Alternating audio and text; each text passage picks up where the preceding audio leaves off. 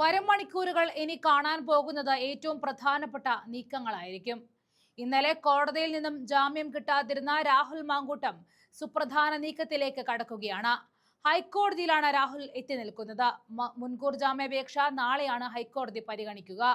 മുൻകൂർ ജാമ്യം തള്ളിയ തിരുവനന്തപുരം സെഷൻ കോടതിയുടെ ഉത്തരവിൽ പിഴവുണ്ടെന്നും പരാതിക്കാരിക്കെതിരായ തെളിവുകൾ പരിഗണിച്ചില്ല എന്നും ഹൈക്കോടതിയിൽ സമർപ്പിച്ച ഹർജിയിൽ രാഹുൽ പറയുന്നുണ്ട്. തനിക്കെതിരെ ബലാത്സംഗ കുറ്റം നിലനിൽക്കില്ല എന്നാണ് രാഹുൽ ഹർജിയിൽ വ്യക്തമാക്കിയത്. യുവതി നടപടിക്രമങ്ങൾ പാലിച്ചില്ല എന്നാണ് പരാതി. ബന്ധപ്പെട്ട സംവിധാനത്തിലല്ല മുഖ്യമന്ത്രിക്കാണ് പരാതി നൽകിയത്. എല്ലാ കാര്യങ്ങളിലും അന്വേഷണ സംഘത്തിന് വിശദീകരണം നൽകുവാനും സഹകരിക്കാനും തയ്യാറാണ്. താൻ നിരപരാധിയാണെന്നും രാഹുൽ മാങ്കൂട്ടം ഹർജിയിൽ വ്യക്തമാക്കുന്നു. അന്വേഷണത്തിന് തന്നെ കസ്റ്റഡിയിലെടുക്കേണ്ട കാര്യമില്ല എന്നും രാഹുൽ പറയുന്നുണ്ട്. പരാതിക്ക് പിന്നിൽ രാഷ്ട്രീയ ഗൂഢാലോചനയാണ്. തെളിവുകൾ നൽകാൻ സാവകാശം വേണം. കേസിലെ രേഖകൾ തനിക്ക് ലഭ്യമായിട്ടില്ല.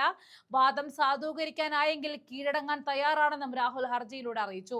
നിലവിൽ ഒളിവിൽ കഴിയുന്ന രാഹുലിന്റെ അറസ്റ്റ് തടയണമെന്ന ആവശ്യവും ഹർജിയിൽ ആവശ്യപ്പെടുന്നുണ്ട്. രാഹുലിനായി അഡ്വക്കേറ്റ് എസ് രാജീവാകും ഹാജരാവുക. രാഹുലിന്റെ മുൻകൂർ ജാമ്യാപേക്ഷ ഇന്നലെ തിരുവനന്തപുരം സെഷൻ കോടതി തള്ളിയിരുന്നു.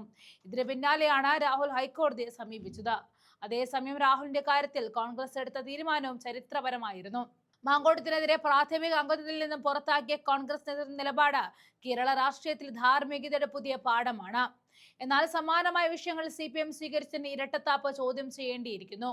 പുതിയ പരാതി രേഖാമൂലം വന്ന ഉടൻ തന്നെ രാഹുൽ മാങ്കൂട്ടത്തിനെ പാർട്ടിക്ക് പുറത്താക്കിക്കൊണ്ട് കോൺഗ്രസ് നേതൃത്വം ശക്തമായ സന്ദേശം നൽകിയിരുന്നു.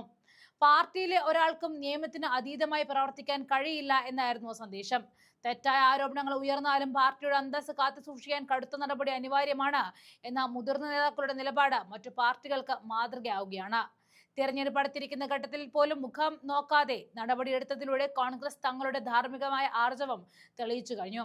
എന്നാൽ CPMന്റെ കാര്യത്തിൽ സ്ഥിതിഗതികൾ മറ്റൊന്നാണ്. സ്വന്തം നേതാക്കൾക്കെതിരെ ലൈംഗികാതിക്രമങ്ങളടക്കം ഗുരുതരമായ ആരോപണങ്ങൾ ഉയരുമ്പോൾ പാർട്ടി സംരക്ഷകരായി മാറുകയാണ്. മുകേഷ് MLAക്കെതിരെ ഉൾപ്പെടെ പൊതുരംഗത്ത് ഗുരുതരമായ ലൈംഗിക ആരോപണങ്ങൾ ഉയർന്നപ്പോഴും CPM നേതൃത്വം കണ്ണടച്ചു. ആരുടെയും രാജി ആവശ്യപ്പെടുകയോ സസ്പെൻഡ് ചെയ്യുകയോ ചെയ്തിട്ടില്ല.